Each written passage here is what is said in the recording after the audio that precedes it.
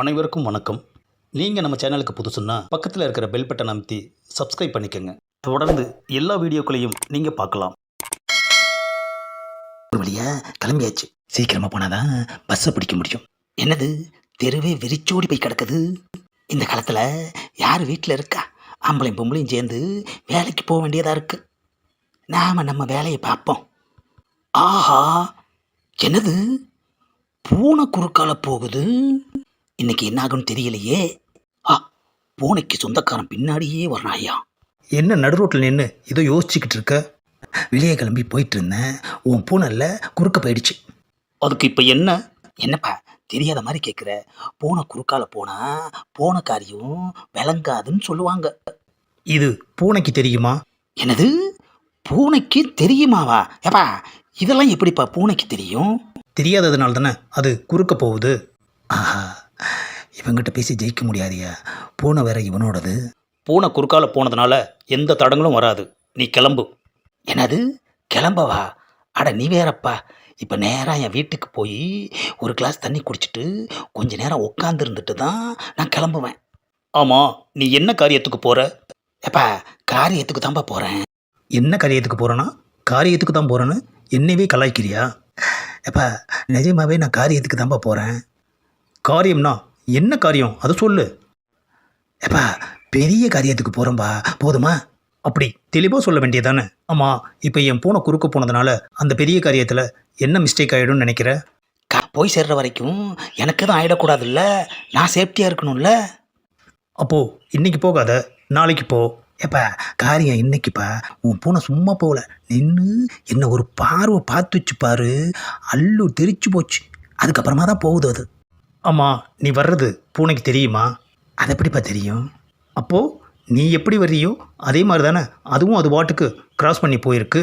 நீ வேறு ரூட்டில் போக வேண்டியதானே? அதுக்காக பூனை குறுக்க வந்தால் சகுனம் சரியில்லை, தடங்கள் ஆகிடும், ஏதாவது பிரச்சனை ஆகிடும்னு எதுக்கு நீயாவே நினச்சிக்கிற?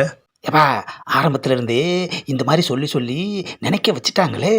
ஆரம்பத்துலேருந்தே நினைக்க வச்சா ஏன் நீங்கள்லாம் திருந்தவே மாட்டிங்களா? பூனையில் மட்டுமா சகுனம் பார்க்குறீங்க? மனுஷங்கள்லையும் தான் சகுனம் பார்க்குறீங்க. பெரியவன், சின்னவன், வசந்தவன், தாழ்ந்தவன், அதிலிருந்து கொஞ்சமும் நீங்கள் மாற மாட்டிங்களா? உயிர்கள் எல்லாமே ஒன்று தான் சொல்கிறாங்க. ஆனால் நீங்கள் ஏன் பிரித்து பிரித்து பார்க்குறீங்க?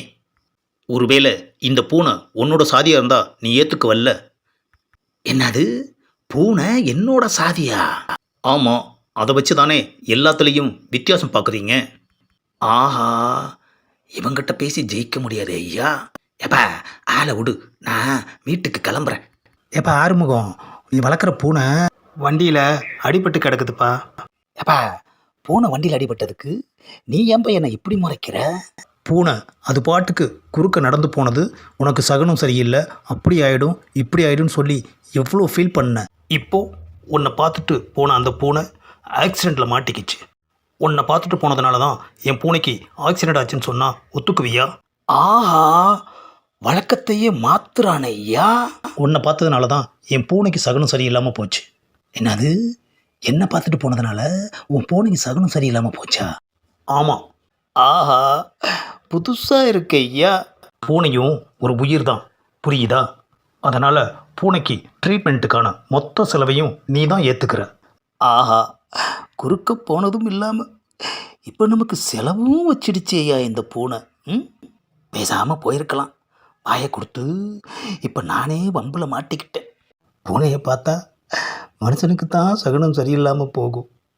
ஆனால் இங்கே நம்மளை பார்த்த அந்த பூனைக்கு சகுனம் சரியில்லாமல் போச்சு ஐயா. அவன் சொல்கிறதும் உண்மைதான். ஏன்னா மனுஷனுக்கு மனுஷனே சகுனம் பார்த்துக்கிட்டு திரியிறானே. இந்த பதிவை லைக் பண்ணுங்கள், ஷேர் பண்ணுங்கள், மறக்காமல் சப்ஸ்கிரைப் பண்ணுங்கள்.